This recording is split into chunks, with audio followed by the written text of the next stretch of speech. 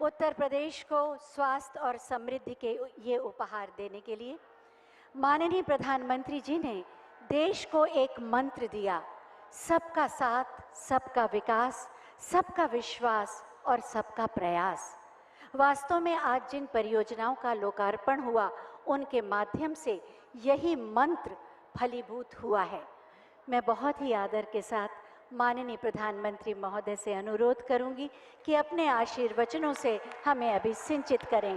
भारत माता की।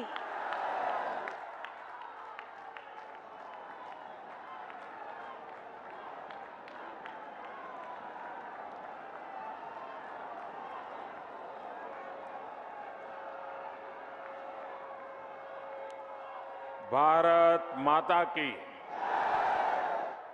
भारत माता की। धर्म, अध्यात्म और क्रांति का नगरी गोरखपुर का देवतुल्य लोगन के हम प्रणाम करत मानी।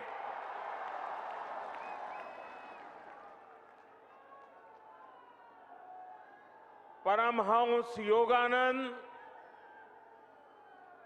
महायोगी गोरखनाथ जी,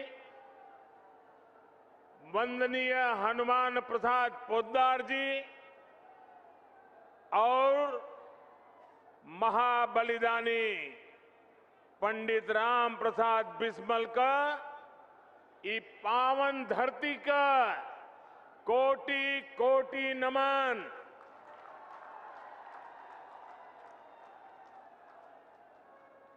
आप सब लोग जमने खाद कारखाना और एम्स का बहुत दिन से इंतजार करत रही है। आज वो घड़ी आ गईल बा। आप सबके बहुत बहुत बधाई। मेरे साथ मंच पर उपस्थित उत्तर प्रदेश की राज्यपाल श्रीमती आनंदीबेन पटेल जी, उत्तर प्रदेश के यशस्वी कर्मयोगी मुख्यमंत्री योगी आदित्यनाथ जी, उत्तर प्रदेश के उप मुख्यमंत्री केशव प्रसाद मौर्य, डॉक्टर दिनेश शर्मा, भारतीय जनता पार्टी उत्तर प्रदेश के अध्यक्ष श्री स्वतंत्र देव सिंह जी, अपना दल की राष्ट्रीय अध्यक्ष और मंत्रिमंडल में हमारी साथी बहन अनुप्रिया पटेल जी, निषाद पार्टी के अध्यक्ष भाई संजय निषाद जी, मंत्रिमंडल में मेरे सहयोगी श्री पंकज चौधरी जी, उत्तर प्रदेश सरकार के मंत्री श्री जय प्रताप सिंह जी, श्री सूर्य प्रताप शाही जी, श्री दारा सिंह चौहान जी, स्वामी प्रसाद मौर्य जी, उपेंद्र तिवारी जी, सतीश द्विवेदी जी, जयप्रकाश निषाद जी, राम चौहान जी, आनंद स्वरूप शुक्ला जी, संसद में मेरे साथीगण, यूपी विधानसभा और विधान परिषद के सदस्यगण और विशाल संख्या में हमें आशीर्वाद देने के लिए आए हुए मेरे प्यारे भाइयों और बहनों,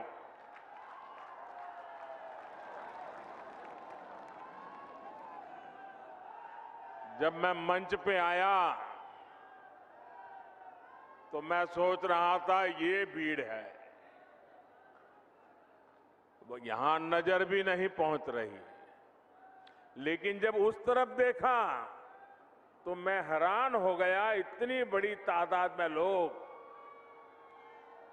और मैं नहीं मानता हूं शायद उनको दिखाई भी नहीं देता होगा, सुनाई भी नहीं देता होगा, इतने दूर दूर लोग झंडे हिला रहे हैं।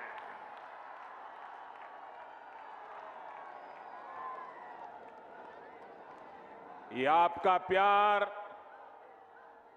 ये आपके आशीर्वाद हमें आपके लिए दिन रात काम करने की प्रेरणा देते हैं, ऊर्जा देते हैं, ताकत देते हैं। 5 साल पहले मैं यहां एम्स और खाद कारखाने का शिलान्यास करने आया था। आज इन दोनों का एक साथ लोकार्पण करने का सौभाग्य भी आपने मुझे ही दिया है।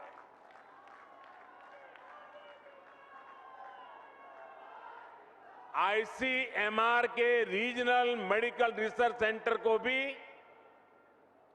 आज अपनी नई बिल्डिंग मिली है। मैं यूपी के लोगों को बहुत बहुत बधाई देता हूं। साथियों, गोरखपुर में फर्टिलाइजर प्लांट का शुरू होना, गोरखपुर में एम्स का शुरू होना अनेक संदेश दे रहा है।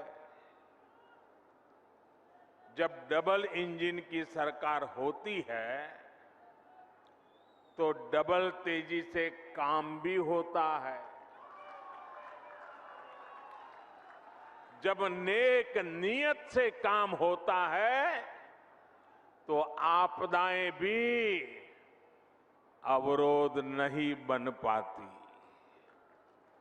जब गरीब, शोषित, वंचित की चिंता करने वाली सरकार होती है तो वो परिश्रम भी करती है, परिणाम भी ला करके दिखाती है। गोरखपुर में आज हो रहा आयोजन इस बात का भी सबूत है कि नया भारत जब ठान लेता है तो इसके लिए कुछ भी असंभव नहीं है। साथियों, जब 2014 में आपने मुझे सेवा का अवसर दिया था तो उस समय देश में फर्टिलाइजर सेक्टर बहुत बुरी स्थिति में था। देश के कई बड़े बड़े खाद कारखाने बरसों से बंद पड़े थे और विदेशों से आयात लगातार बढ़ता जा रहा था। एक बड़ी दिक्कत ये भी थी कि जो खाद उपलब्ध थी उसका इस्तेमाल चोरी छिपे खेती के अलावा और भी कामों में गुपचुप चला जाता था। इसलिए देश भर में यूरिया की किल्लत तब सुर्खियों में रहा करती थी। किसानों को खाद के लिए लाठी गोली तक खानी पड़ती थी। ऐसी स्थिति से देश को निकालने के लिए ही हम एक नए संकल्प के साथ आगे बढ़े। हमने 3 सूत्रों पर एक साथ काम करना शुरू किया। एक, हमने यूरिया का गलत इस्तेमाल रोका। यूरिया की 100% नीम कोटिंग की। दूसरा, हमने करोड़ों किसानों को सॉयल हेल्थ कार्ड दिए ताकि उन्हें पता चल सके कि उनके खेत को किस तरह की खाद की जरूरत है। और तीसरा, हमने यूरिया के उत्पादन को बढ़ाने पर जोर दिया।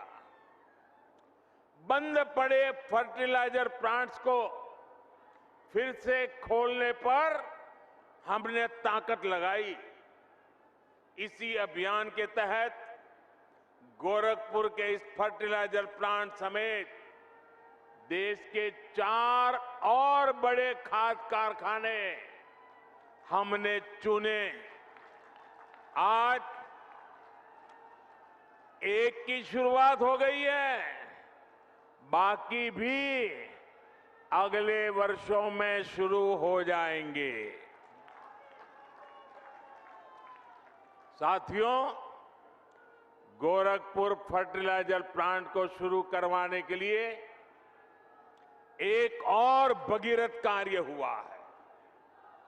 जिस तरह से भगीरथ जी गंगा जी को लेकर आए थे, वैसे ही इस फर्टिलाइजर प्लांट तक ईंधन पहुंचाने के लिए ऊर्जा गंगा को लाया गया है।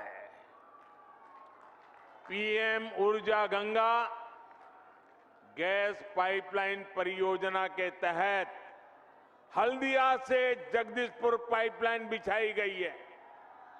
इस पाइपलाइन की वजह से गोरखपुर फर्टिलाइजर प्लांट तो शुरू हुआ ही है, पूर्वी भारत के दर्जनों जिलों में पाइप से सस्ती गैस भी मिलने लगी है।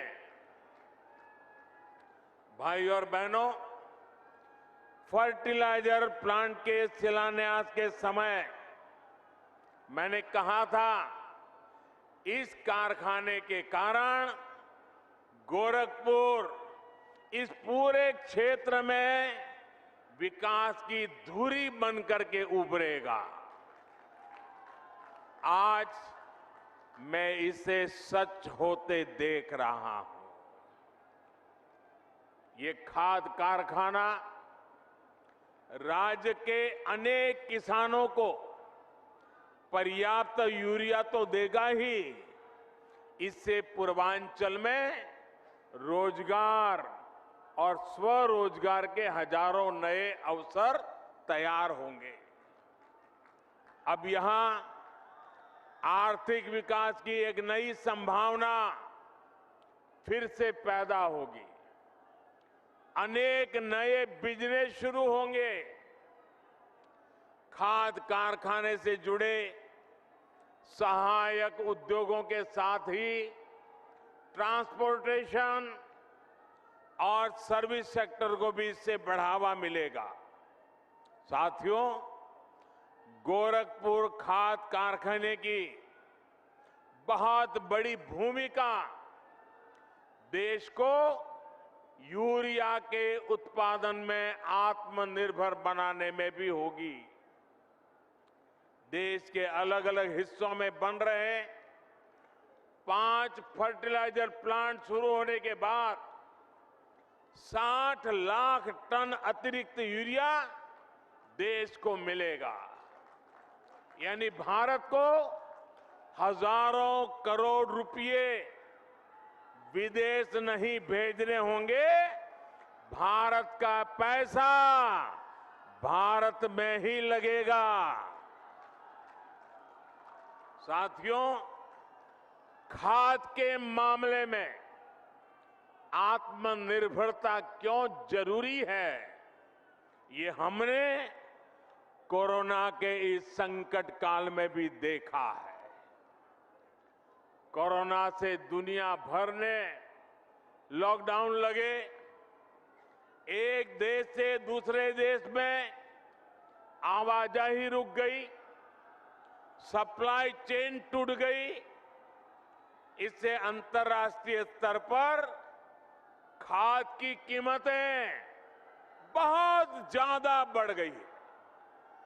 लेकिन किसानों के लिए समर्पित और संवेदनशील हमारी सरकार ने ये सुनिश्चित किया कि दुनिया में फर्टिलाइजर के दाम भले बढ़े, बहुत बढ़ गए, लेकिन वो बोझ हम किसानों की तरफ नहीं जाने देंगे। किसानों को कम से कम परेशानी हो, इसकी हमने जिम्मेवारी ली।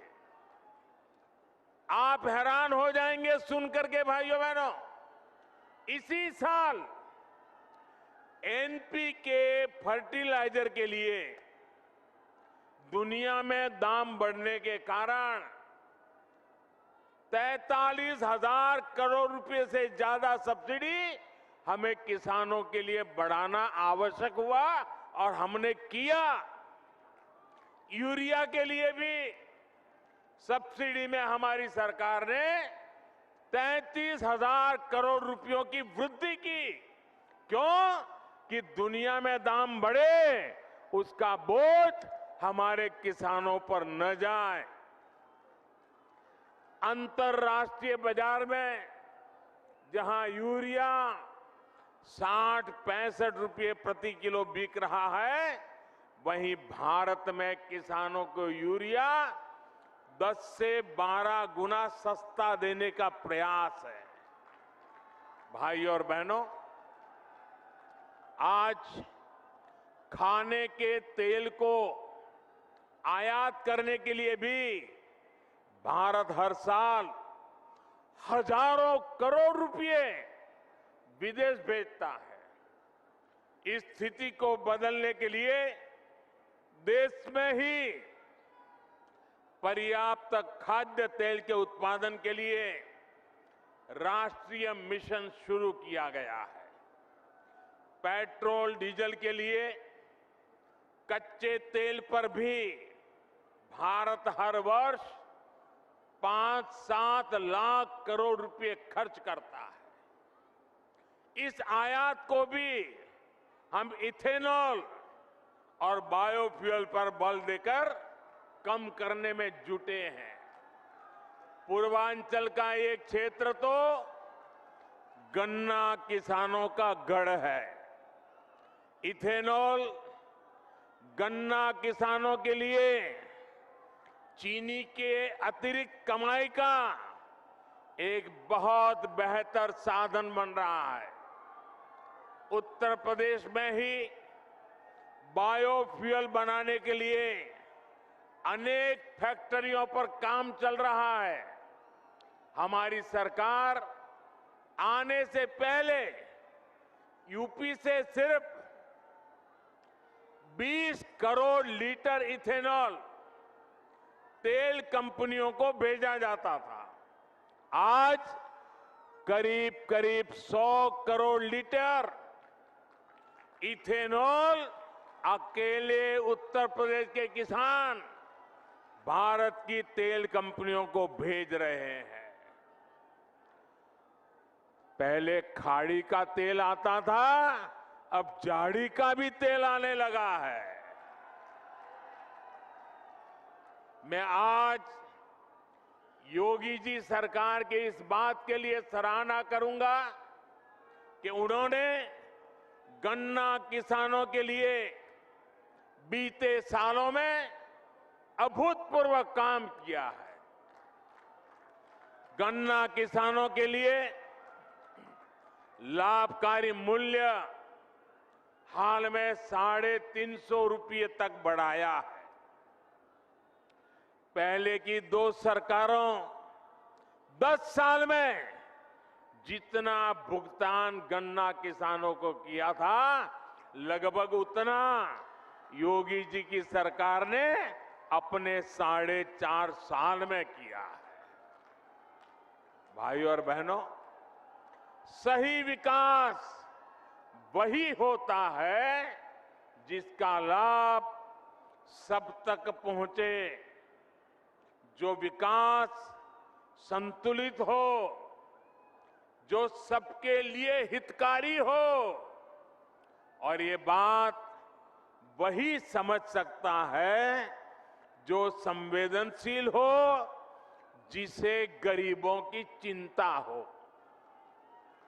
लंबे समय से गोरखपुर सहित ये बहुत बड़ा क्षेत्र सिर्फ एक मेडिकल कॉलेज के भरोसे चल रहा था। यहां के गरीब और मध्यम वर्गीय परिवार को इलाज के लिए बनारस या लखनऊ जाना पड़ता था। 5 साल पहले तक दिमागी बुखार की इस क्षेत्र में क्या स्थिति थी, ये मुझसे ज्यादा आप लोग जानते हैं। यहां मेडिकल कॉलेज में भी जो रिसर्च सेंटर चलता था, उसकी अपनी बिल्डिंग तक नहीं थी। भाई और बहनों, आपने जब हमें सेवा का अवसर दिया तो यहां एम्स में भी आपने देखा इतना बड़ा एम्स बन गया। इतना ही नहीं, रिसर्च सेंटर की अपनी बिल्डिंग भी तैयार है। जब मैं एम्स का शिलान्यास करने आया था, तब भी मैंने कहा था कि हम दिमागी बुखार से इस क्षेत्र को राहत दिलाने के लिए पूरी मेहनत करेंगे। हमने दिमागी बुखार फैलाने की वजह को दूर करने पर भी काम किया और इसके उपचार भी। आज वो मेहनत जमीन पर दिख रही है। आज गोरखपुर और बस्ती डिवीजन के 7 जिलों में दिमागी बुखार के मामले लगभग 90% तक कम हो चुके हैं। जो बच्चे बीमार होते भी हैं, उनमें से ज्यादा का जीवन बचा पाने में हमें सफलता मिल रही है। योगी सरकार ने इस क्षेत्र में जो काम किया है, उसकी चर्चा अब अंतर्राष्ट्रीय स्तर पर भी हो रही है। एम्स और आईसीएमआर रिसर्च सेंटर बनने से अब इंसेफ्लाइटिस से मुक्ति के अभियान को और मजबूती मिलेगी। इससे दूसरी संक्रामक बीमारियां, महामारियों के बीच उसके बचाव में भी यूपी को बहुत मदद मिलेगी। भाइयों और बहनों, किसी भी देश को आगे बढ़ने के लिए बहुत आवश्यक है कि उसकी स्वास्थ्य सेवाएं सस्ती हो, सर्वसुलभ हो, सबकी पहुंच में हो। वरना मैंने भी इलाज के लोगों को एक शहर से दूसरे शहर तक चक्कर लगाते, अपनी जमीन गिरवी रखते, दूसरों से पैसों के उधारी लेते हमने भी बहुत देखा है। मैं देश के हर गरीब, दलित, पीड़ित, शोषित, वंचित, चाहे वो किसी भी वर्ग का हो, किसी भी क्षेत्र में रहता हो, इस स्थिति से बाहर निकालने के लिए जी जान से जुटा हूं। पहले सोचा जाता था कि एम्स जैसे बड़े मेडिकल संस्थान बड़े शहरों के लिए होते हैं, जबकि हमारी सरकार अच्छे से अच्छे इलाज को, बड़े से बड़े अस्पताल को देश के दूर सुदूर क्षेत्रों तक ले जा रही है। आप कल्पना कर सकते हैं, आजादी के बाद से इस सदी की शुरुआत तक देश में सिर्फ एक एम्स था, एक। अटल जी ने 6 और एम्स स्वीकृत किए थे अपने कालखंड में। बीते 7 वर्षों में 16 नए एम्स बनाने पर देश भर में काम चल रहा है। हमारा लक्ष्य ये है कि देश के हर जिले में कम से कम एक मेडिकल कॉलेज जरूर हो।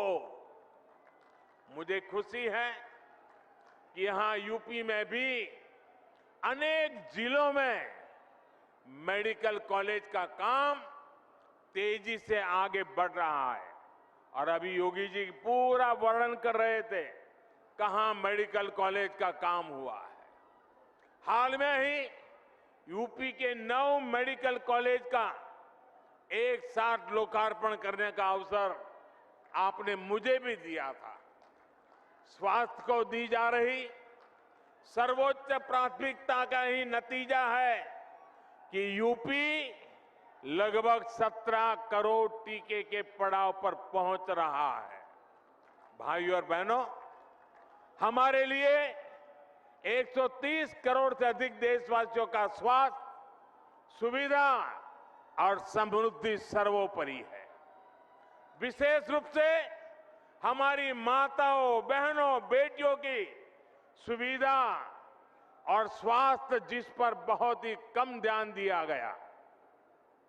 बीते सालों में पक्के घर, शौचालय, जिसको आप लोग इज्जत घर कहते हैं, बिजली, गैस, पानी, पोषण, टीकाकरण, ऐसी अनेक सुविधाएं जो गरीब बहनों को मिली है, उसके परिणाम अब दिख रहे हैं।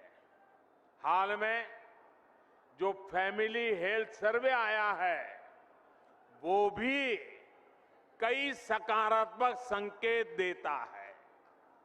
देश में पहली बार महिलाओं की संख्या पुरुषों से अधिक हुई है। इसमें बेहतर स्वास्थ्य सुविधाओं की भी बड़ी भूमिका है। बीते 5-6 सालों में महिलाओं का जमीन और घर पर मालिकाना हक बढ़ा है और इसमें उत्तर प्रदेश टॉप के राज्यों में है। इसी प्रकार बैंक खाते और मोबाइल फोन के उपयोग में भी महिलाओं की संख्या में अभूतपूर्व वृद्धि दर्ज की गई है। साथियों, आज आपसे बात करते हुए मुझे पहले की सरकारों का दोहरा रवैया, जनता से उनकी बेरुखी भी बार बार याद आ रही है। मैं इसका जिक्र भी आपसे जरूर करना चाहता हूं। सब जानते थे कि गोरखपुर का फर्टिलाइजर प्लांट इस पूरे क्षेत्र के किसानों के लिए, यहां रोजगार के लिए कितना जरूरी था। लेकिन पहले की सरकारों ने इसे शुरू करवाने में कोई दिलचस्पी नहीं दिखाई। सब जानते थे कि गोरखपुर में एम्स की मांग बरसों से हो रही थी, लेकिन 2017 से पहले जो सरकार चला रहे थे, उन्होंने एम्स के लिए जमीन देने में हर तरह के बहाने बताए। मुझे याद है जब बात आर्या पार की हो गई, तब बहुत बेमन से, बहुत मजबूरी में पहले की सरकार द्वारा गोरखपुर एम्स के लिए जमीन आवंटित की गई थी। साथियों, आज का ये कार्यक्रम उन लोगों को भी करारा जवाब दे रहा है जिन्हें टाइमिंग पर सवाल उठाने का बहुत शौक है। जब ऐसे प्रोजेक्ट पूरे होते हैं तो उनके पीछे बरसों की मेहनत होती है, दिन रात का परिश्रम होता है। ये लोग कभी इस बात को नहीं समझेंगे कि कोरोना के इस संकट काल में भी डबल इंजन की सरकार विकास में जुटी रही, उसने काम रुकने नहीं दिया। मेरे प्यारे भाइयों बहनों, लोहिया जी जयप्रकाश नारायण जी के आदर्शों को, इन महापुरुषों के अनुशासन को ये लोग कब से छोड़ चुके हैं। आज पूरा यूपी भली भांति जानता है कि लाल टोपी वालों को लाल बत्ती से मतलब रहा है। उनको आपके दुख तकलीफ से कोई लेना देना नहीं है। ये लाल टोपी वालों को सत्ता चाहिए, घोटालों के लिए, अपनी तिजोरी भरने के लिए, अवैध कब्जों के लिए, माफियाओं को खुली छूट देने के लिए। लाल टोपी वालों को सरकार बनानी है आतंकवादियों पर मेहरबानी दिखाने के लिए, आतंकियों को जेल से छुड़ाने के लिए। और इसलिए याद रखिए, लाल टोपी वाले यूपी के लिए रेड अलर्ट है, रेड अलर्ट, यानी खतरे की घंटी है। साथियों, यूपी का गन्ना किसान नहीं भूल सकता है कि योगी जी के पहले की जो सरकार थी उसने कैसे गन्ना किसानों को पैसे के भुगतान में रुला दिया था। किस्तों में जो पैसा मिलता था उसमें भी महीनों का अंतर होता था। उत्तर प्रदेश में चीनी मिलों को लेकर कैसे कैसे खेल होते थे, क्या क्या घोटाले किए जाते थे, इससे पूर्वांचल और पूरे यूपी के लोग अच्छी तरह परिचित है। साथियों, हमारी डबल इंजन की सरकार आपकी सेवा करने में जुटी है, आपका जीवन आसान बनाने में जुटी है। भाइयों बहनों, आपको विरासत में जो मुसीबतें मिली हैं, हम नहीं चाहते हैं कि आपको ऐसी मुसीबतें विरासत में आपके संतानों को देने की नौबत आए। हम ये बदलाव लाना चाहते हैं। पहले की सरकारों के वो दिन भी देश ने देखे हैं जब अनाज होते हुए भी गरीबों को नहीं मिलता था। आज हमारी सरकार ने सरकारी गोदाम गरीबों के लिए खोल दिए हैं और योगी जी पूरी ताकत से हर घर अन्न पहुंचाने में जुटे हुए हैं। इसका लाभ यूपी के लगभग 15 करोड़ लोगों को हो रहा है। हाल ही में पीएम गरीब कल्याण अन्न योजना को होली से आगे तक के लिए बढ़ा दिया गया है। साथियों, पहले बिजली सप्लाई के मामले में यूपी के कुछ जिले वीआईपी थे, वीआईपी। योगी जी ने यूपी के हर जिले को आज वीआईपी बनाकर बिजली पहुंचाने का काम किया है। आज योगी जी की सरकार में हर गांव को बराबर और भरपूर बिजली मिल रही है।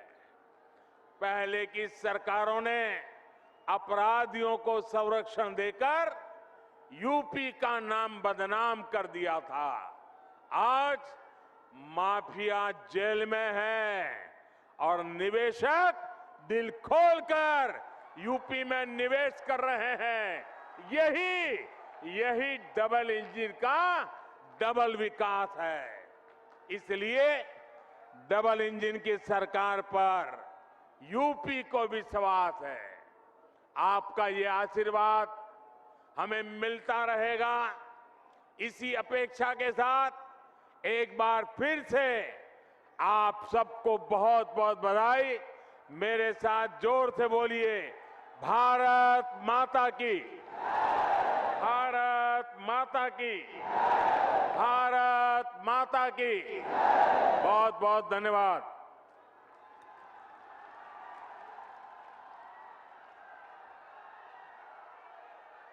बहुत बहुत धन्यवाद माननीय प्रधानमंत्री जी, आपके ओजस्वी और प्रेरणादायी उद्बोधन के लिए।